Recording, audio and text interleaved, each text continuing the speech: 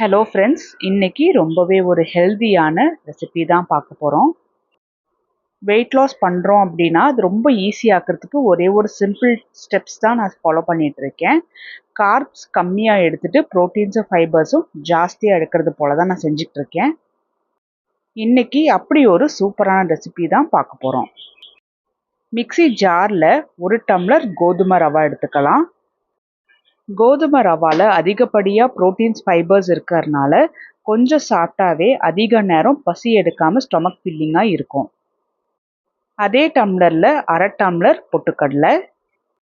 பொட்டுக்கடலையிலையும் அதிகப்படியாக proteins fibres இருக்கிறதுனால wait management பண்ணுறதுக்கு, சுகர் லெவல் கண்ட்ரோல் பண்ணுறதுக்கு ரொம்பவே ஹெல்ப்ஃபுல்லாக இருக்கும்.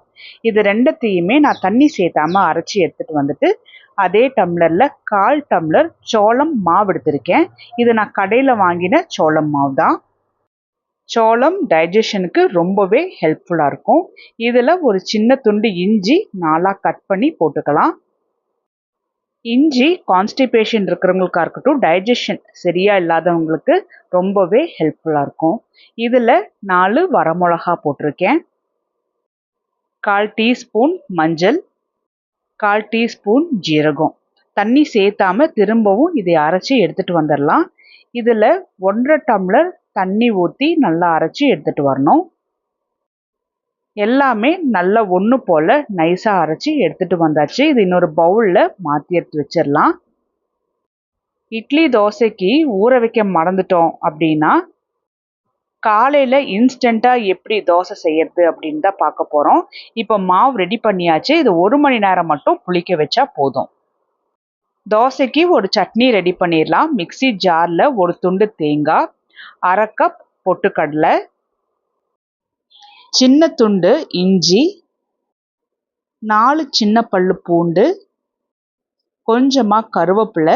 காரம் கொஞ்சம் தூக்கலாக இருக்கணுங்கிறதுக்காக நான் 4 பச்சை மிளகா சேர்த்திருக்கேன். ஆரம்பத்தில் இதை நல்லா அரைச்சிட்டு அதுக்கப்புறமா கொஞ்சமாக தண்ணி சேர்த்தி நல்லா கெட்டியாக அரைச்சி எடுத்துகிட்டு வந்திருக்கேன். தோசைக்கு சட்னி கொஞ்சம் கெட்டியாக இருந்துச்சு அப்படின்னா நல்லாயிருக்கும். இதில் கொஞ்சமாக தண்ணி சேர்த்தி தேவையான அளவுக்கு உப்பும் போட்டு நல்லா கலந்து விட்டுறலாம். ரொம்ப டேஸ்டியாக தேங்காய் சட்னி தான் ரெடி பண்ணியிருக்கோம். இதுக்கு தேங்காய் எண்ணெயில் கடுகு, ஜீரகம், உளுத்தம் பருப்பு, கருவேப்பிலை, வரமிளகா போட்டு ஒரு தாளிப்பும் செஞ்சு ஊற்றி கலந்து விட்டுறலாம். 1 மணி நேரம் ஆயிடுச்சு. கோதுமை ரவா மாவுமே நல்லா புளிச்சு வந்திருக்கு. இதில் சோடா சேர்த்தணுங்கிற அவசியம் இல்லை. இந்த மாவுலேயே நல்லா சூப்பராக தோசை போட்டு எடுத்துடலாம். எப்பவும் போல் தேவையான அளவுக்கு மாவு ஊற்றி நல்லா தோசை போல் ஸ்ப்ரெட் பண்ணி விட்டுறலாம். ரொம்ப தொன்னமாவும் இல்லாமல் மெல்லிசாவும் இல்லாமல் தான் இந்த மாவை ஊற்றி எடுக்கணும். அப்போ தான் நல்லா மொறுமொறுப்பாக செஞ்சு எடுக்க முடியும்.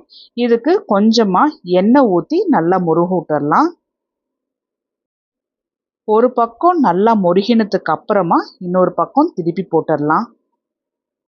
முதல் நாள் இட்லிக்கு தோசைக்கெல்லாம் மாவு நம்ம செஞ்சு வைக்கலை, மறந்துட்டோம், இல்லை வேறு வேலை விஷயமா வெளியில் போயிருந்தோம் அப்படின்னா இது போல் இன்ஸ்டண்ட்டாக ரொம்ப ஹெல்த்தியாக அரிசி சேர்த்தாமலேயே தோசை ரெடி பண்ணி எடுத்துடலாம். இன்னொரு பக்கமும் நல்லா முருக வச்சு எடுத்தாச்சு. இன்ஸ்டண்ட்டாக ரொம்ப ஹெல்த்தியான அரிசி சேர்த்தாம தோசை ரெடி ஆயிடுச்சு. இதே போல் இன்னொரு தோசையும் போட்டு எடுத்துடலாம். ஒரு ஆளுக்கு 2 தோசை சாப்பிட்டாவே போதும். ஸ்டொமக் ஃபில்லிங்காகவும் இருக்கும். அதிகப்படியான ப்ரோட்டீன்ஸ் ஃபைபர்ஸ்லாம் இருக்கிறதுனால ரொம்ப நேரம் பசி எடுக்காமல் இருக்கும். வெயிட் மேனேஜ் பண்ணுறவங்க, சுகர் இருக்கிறவங்களுக்கெல்லாம் ரொம்பவே ஹெல்ப்ஃபுல்லாக இருக்கும்.